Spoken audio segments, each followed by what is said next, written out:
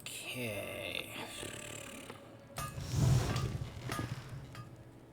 Before I have my squad up there start moving out, let me check if we have defenses set up and ready to go. How many peons do I have working right now? Alright, I have a gold mine there. So I have a full-on castle. So yeah, we now have Griffin Riders. That's now a thing.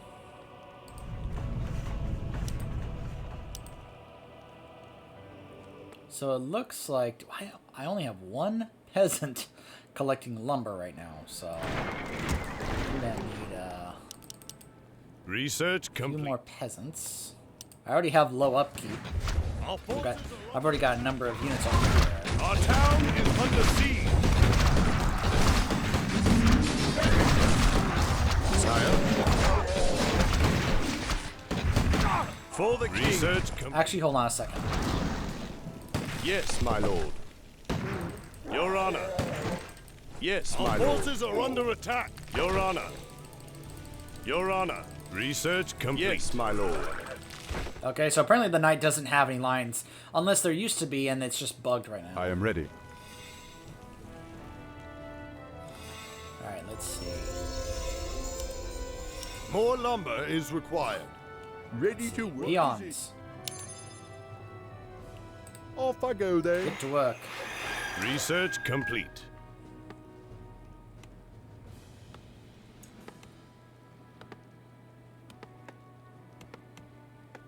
More work. Huh? That's right, more work. Research complete. More lumber is required. There we go. Alright. So it's like right now I just want to try and get as many of the different upgrades going. Like obviously, since I apparently already have some priests and sorceresses here on the field, I at least want what to ails you? Get them some more mana. Let me move Is someone injured? A little farther. There we go. There we go. All right. Research. So I think we're okay here. Let me get that going there, though. All right, so let's go ahead and move our squad here.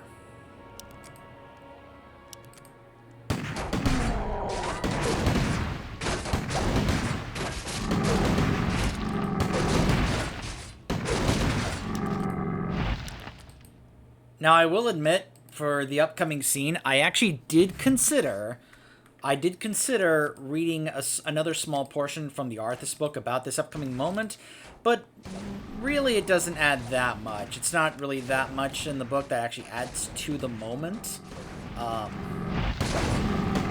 compared to what you get to see in the game, because there's not really that much that's actually missing here compared to what it was like in the game for research the Stratholme conversation. Research complete.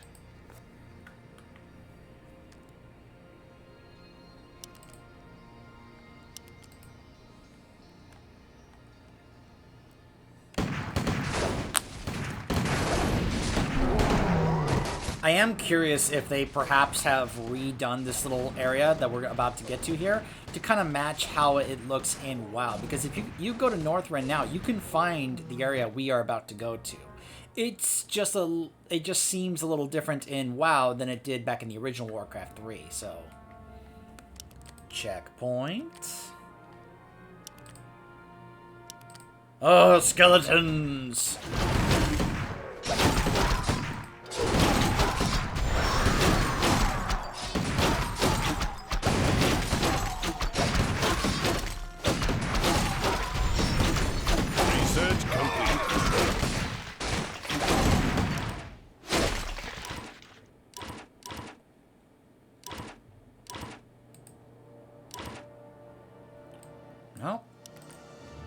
Can't do any more rezzing. But research given what's about to happen, maybe that makes sense. Turn back, mortals. Death and darkness are all that await you in this forsaken vault. I doubt there's anything down here more terrifying than what we've faced already. Believe what you will, boy. You shall not pass. You shall not oh, wait. No, never mind. Wrong fantasy setting. But I've heard people speculate as to who this Guardian is. And the theory that I've heard, based on what we found out in Wrath of the Lich King when we went to Northrend, I kind of agree. I think this is actually a Vrykul. Not necessarily a named Vrykul, just a Vrykul, which would kind of make sense. Turn away before it's too late. Still trying to protect the sword, are you? No. Trying to protect you from it.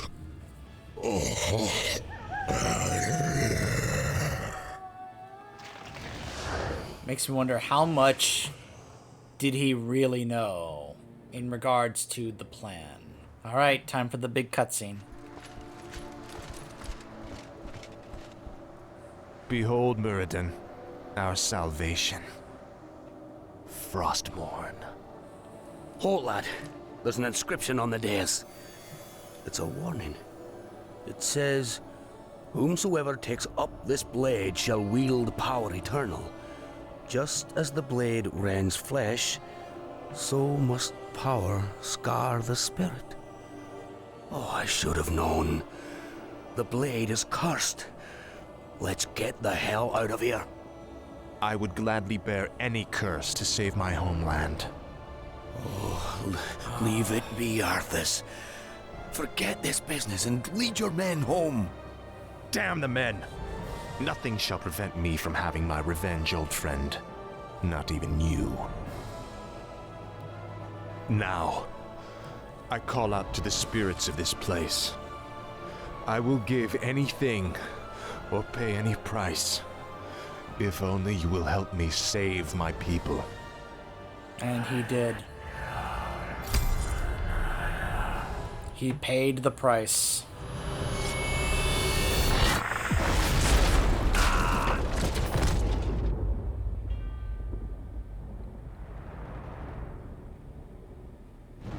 Don't worry. Muradin's not actually dead. He's just knocked unconscious. We'll see him again. Now pay attention to Arthas's model. From here on out. Look closely. Prince Arthas, where is Muradin? We can't hold out for much longer. Muradin is dead. But take heart, Captain. The enemy will not stand long against the might of Frostmourne. Okay. Again, we have to talk. Because this is something I really, really want to hammer in. Because of the misperception by not the characters in the game, but the players. Because to this day, there are so many players that misperceive and misunderstand what happened here. They think this is when Arthas turned evil. Let me be very, very clear on this. On what happened there at that moment. And it was helped personified by what he said there. He would bear any curse to save his homeland. And then the words, I will give anything or pay any price if it will help me save my people. Knowing what happens, knowing the truth about what happened, it gets me emotional. And I know I'm not the only one. Because it's so true.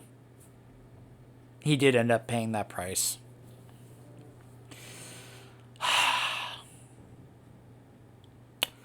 So, when the sword is freed, and again, highly recommend the Arthas book. It does expound a bit more on what happened in that whole scene, in terms of the thoughts that was going on, especially in Arthas, but also what he was hearing, while also what was actually going on inside him because of Frostmourne and such.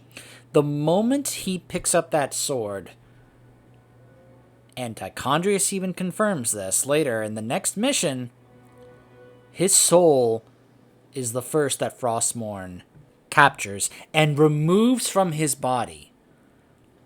This is where an Arthas becomes the first of the new Death Knights, and that is what he is right now. Look at his model. He has different colored hair, his face is paler, and his eyes are white. This is not Arthas anymore. This is not the real Arthas. The real Arthas is now trapped within Frostmourne. What is walking around now is a being that is a Type 3A undead, which is a form of undead where your soul has been removed from your body and a different personality or consciousness is now in control of it. This is what has happened to Arthas. This is a being now known as Death Knight Arthas. I'm going to try and make sure I call him that from here on out for the rest of this game, because that is who we are seeing here from the all the way until the end of Frozen Throne, when he puts on the helm, and then he kind of ceases to be no more, in a manner of speaking. But Arthas never turned evil, because from this point on, Arthas is a prisoner and is not in control of what his body does, because a different being has now taken control of his body. This is the same thing. If you're wondering, well, where's another example of this? Us! How many of you have ever created a Death Knight in World of Warcraft? I imagine it's quite a few of you. When you create a Death Knight in World of Warcraft, the first thing that you are shown is that you are a newly risen Death Knight, but you are essentially what Arthas is. Your soul has been removed because you are serving the Lich King without question. Because you have what made you is not being allowed to return to your body. You are basically a puppet in control of, by the Lich King. That's what's basically happening to us throughout that starter zone. It's not until the events of Light's Hope Chapel, when the second Lich King and Tyrion Fordring, when Darien gives Tyrion the Ashbringer, is when our souls are returned to us. Which the Lich King chose to do, by the way, but anyways. I really want to hammer this point home because it's so many people have never learned this or have understood this. And it's a similar situation, and this is another one that I defend. It's a similar situation to what happened to Kerrigan in StarCraft when she became the Queen of Blades in the original StarCraft, because that wasn't Kerrigan, the one who emerged from the chrysalis. That was a different being that took control of her body, known as the Queen of Blades, who was influenced by not only the Overmind, but also Amon. It was a separate being in control of Kerrigan's body. And it's a different type of situation, because whereas Arthas' soul was removed from his body here, Kerrigan was literally a prisoner within her mind and couldn't do a thing to stop it. We know this because of things that were shown in the game and in the books, like at the end of Wings of Liberty, when she is psionically calling out to Raynor, telling him not to give up, because she knows what they're about to do is going to destroy the Queen of Blades and free Kerrigan from her imprisonment within her own mind and body. It's a similar thing to help describe for you Star Trek fans out there. Think of it as Kerrigan became a Borg, where you are fully aware of everything that is going on, but you are not in control of your body. Something else is in control of your body, but you are fully aware and cognizant of everything happening. Every horrible thing that your body does, and you can't do a thing to stop it or control it, because something else is controlling it. Think of it as something else is in the driver's seat of your mind, doing things with your body or causing you to do things that you can't be able to do because you are over to the side or in the back, chained up and unable to actually interfere. That's the kind of situation that Kerrigan was in StarCraft, and that's the kind of situation that Arthas is in here now. From here on out, everything that Death Knight Arthas does is not the fault of the real Arthas, because he is a prisoner right now and cannot do a thing to stop what happens. And Death Knight Arthas is being directed and influenced by not only Frostmourne, but also the Lich King himself. The first Lich King, the one that's atop Ice Crown, is directing him, because that's what happens as a Death Knight when you don't have your soul anymore. You are simply a puppet being directed by the Lich King. It's a slightly different thing here for this version, this Death Knight, compared to ours, because as we would see later on in Frozen Throne, Death Knight Arthas and the Lich King, when Ner'zhul starts to become vulnerable because of what's going on with Illidan and such, that becomes a little different. But I really want to hammer this point that this is not the real Arthas. Arthas never turned evil. He died a hero at the end of Wrath of the Lich King. He is not a villain. He is not evil. He never turned evil. He did a couple of questionable things with I defend Stratholme, and yes, the lying to his men and having them kill the mercenaries was terrible. But it's also understandable why he did it. I still consider that a gray situation. Now, the fact that he was willing to take that, that price on himself. He didn't intend for it to be Muradin. But the fact that he said any price, it wasn't that he had to sacrifice Muradin, it was the fact that he was willing to. That was the last piece that was needed by the Lich King and the Dreadlords for him to basically become the new Death Knight that they wanted to make in fashion, that would carry over into World of Warcraft and be the Death Knight that we know today. So I really want to hammer this point home. This is not Arthas. He is not evil. He is not a villain. He's not to blame. I get so tired of people calling him evil, calling him a villain. I'm tired of it. There's something else I want to point here. You remember the damage thing I pointed out before? Look at this. He now does chaos damage. He now does 59 to 69 damage. That's a lot, by the way. Chaos damage is one of the highest types of damage that you can do in this game. Also, look at this portrait. Look at how much that changed. This is something I was hoping they were going to do in this Reforged game, and I think they succeeded here. This is a great visual indicator to show that Arthas has changed, that this is not the real Arthas anymore, that this is Death Knight Arthas. I stand for the light. I got so tired of it. Like I said, don't worry about Muradin. We'll see him later. We will see Muradin later. Alright, I'm going to drop one of these Medallions of Courage and take that Ring of Regeneration. Is there anything else? Claws of Attack. I'm going to drop that. A sound plan. Grab that one there. Okay. I don't really need intel as Arthas.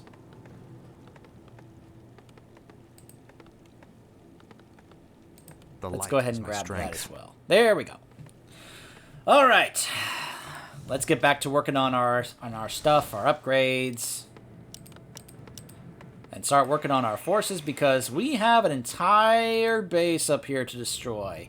We have an entire army and base of Scourge to wreck and a Dreadlord to kill. Though we're not actually going to kill him. We'll see him again extreme. This is something that's kind of frustrating for some of us. We still to this day have not actually killed Mal'Ganis. He's still around. As after the events of Legion, which he makes one brief cameo and then we never see him again, he's still just walk around like, "Yep, I'm around." And it's just, seriously, we still haven't killed him? Come on.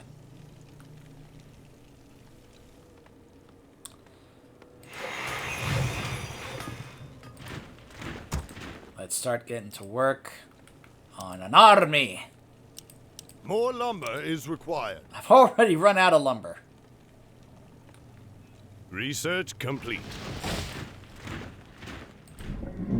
More lumber is required. They can attack both land and air units.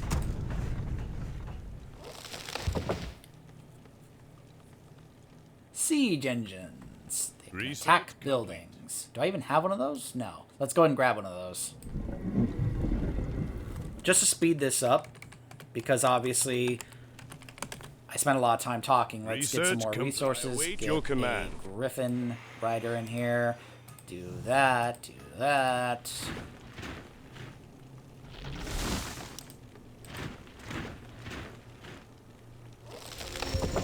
Research complete.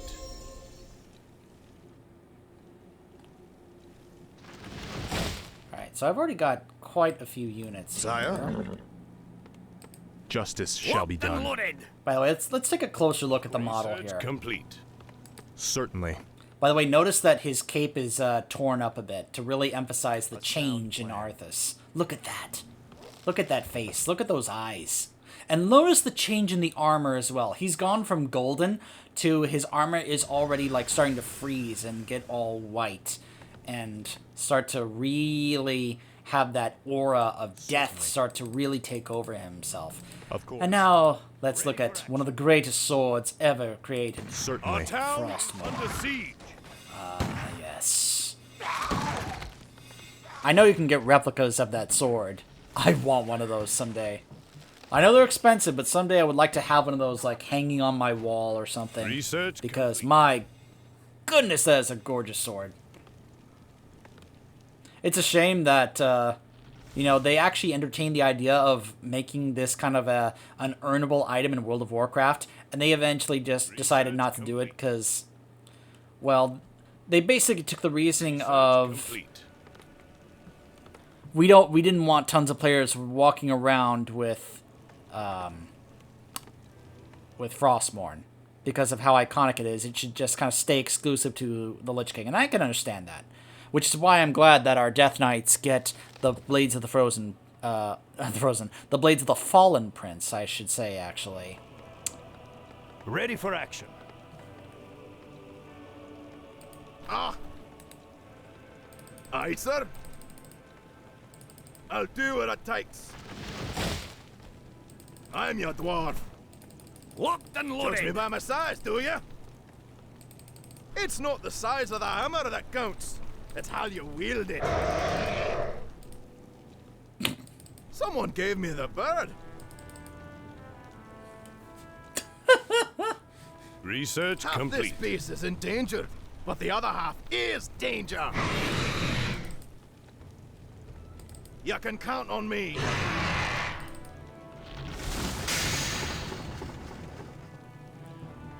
Alright, I think that's enough from, in terms of his lines. Let me just check what else is going on at these places.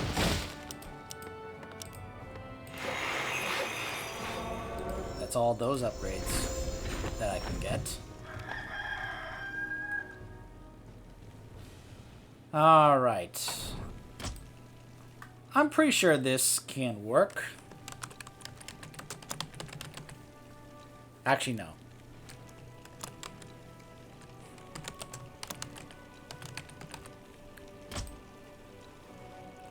Alright, let's go ahead and start sending everyone there. Just everybody. I'm taking the Azmodan approach. Ails you?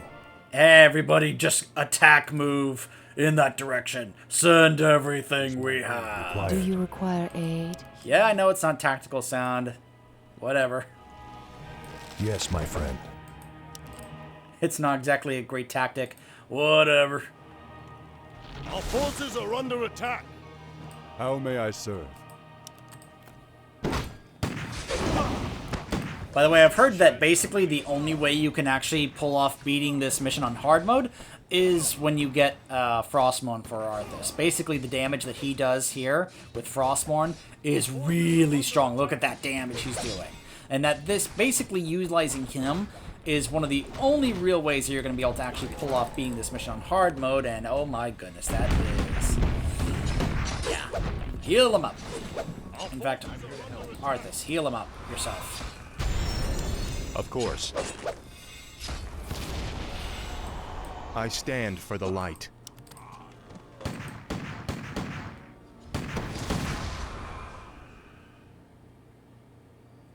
Our forces are under attack.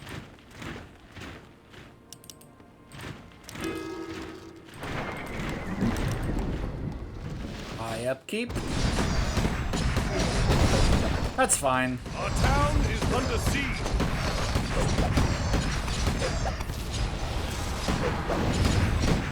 I'm here to help.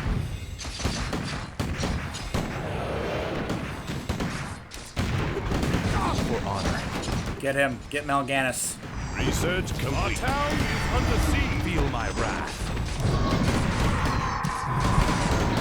Certainly. Sleep. Of course. Certainly. Of course. Our town is under siege. It's hammer time. Ah, we're fine. I'll do what it takes. I'll do what it takes.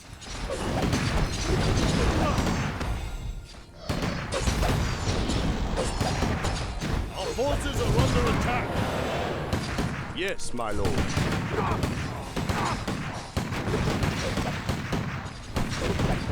Absolutely.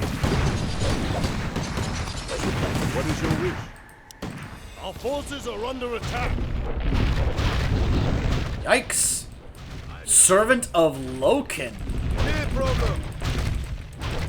Well, I mean, we aren't that far from Storm Peak, so I guess that would make The boss. sense. Our forces are under attack. To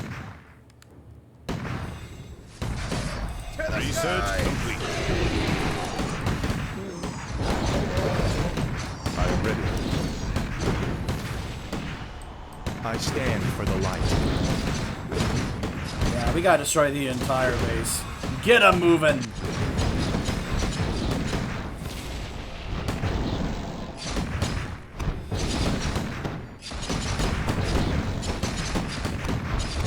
there danger?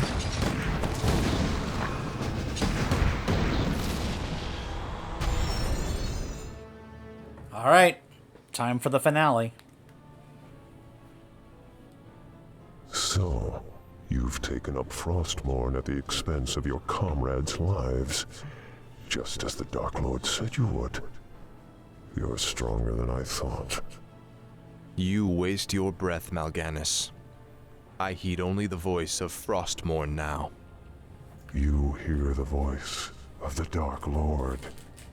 He whispers to you through the blade you wield. What does he say, young human? What does the Dark Lord of the Dead tell you now? He tells me that the time for my vengeance has come. What? He can't possibly mean to...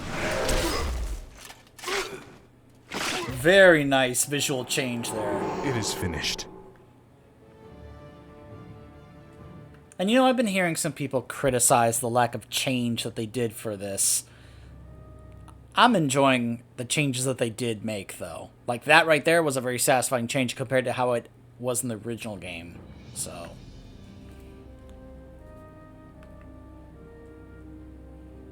After taking his vengeance upon Mal'Ganis, Prince Arthas wandered off into the frozen wastelands of Northrend. Tormented by Frostmourne's maddening voice, Arthas lost the last vestiges of his sanity.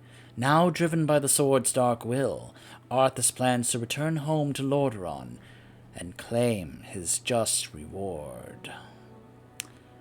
And now for one of the most iconic cinematics from this game.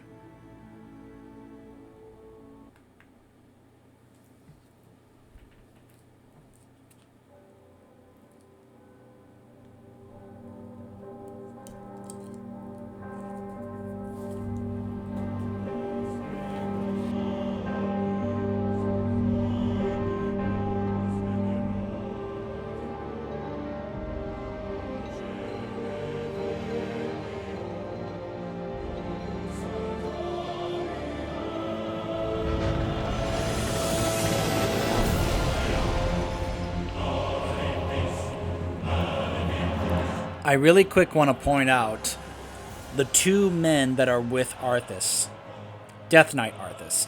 That is Falric and Marwyn, the two captains I've been pointing out throughout this. The two captains who were most loyal to Arthas to the very end. This is why the two of them are bosses that we fight in the Halls of Reflection dungeon in Wrath of the Lich King.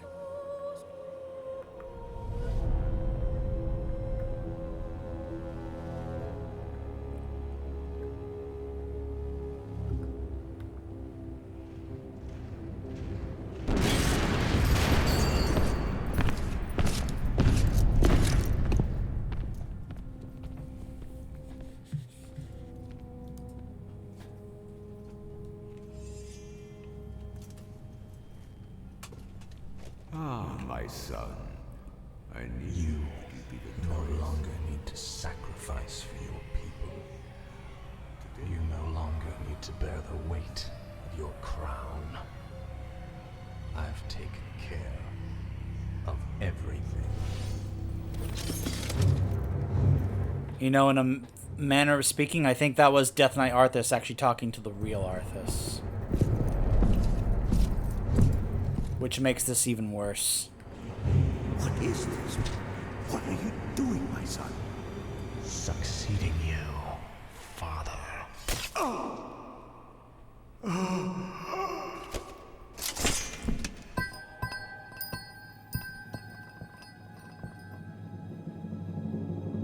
This kingdom shall fall, and from the ashes shall arise a new order that will shake the very foundations of the world.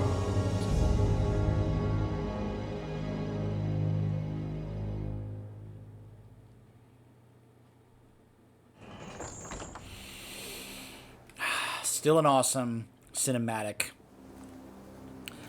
But this is something else I want to point out, is that the original version of this game, the coding of this game was not good. So trying to get that cinematic to run with the original version of the game was, from my standpoint here, trying to record this for YouTube, when it came to the technical aspect, was a nightmare. It was. That's why if you watch the original playthrough, some of these cinematics kind of glitch out because of the whole coding thing they had back then. So this is one thing I love about this remake, remaster, whatever you want to call it. It doesn't really matter to me. That they have improved the quality and the coding, where it can be able to run those things without a technical nightmare for someone like me. I love that. So that was the human campaign. Up next, we'll be starting the campaign of the undead. We are joining the Scourge. Stay tuned.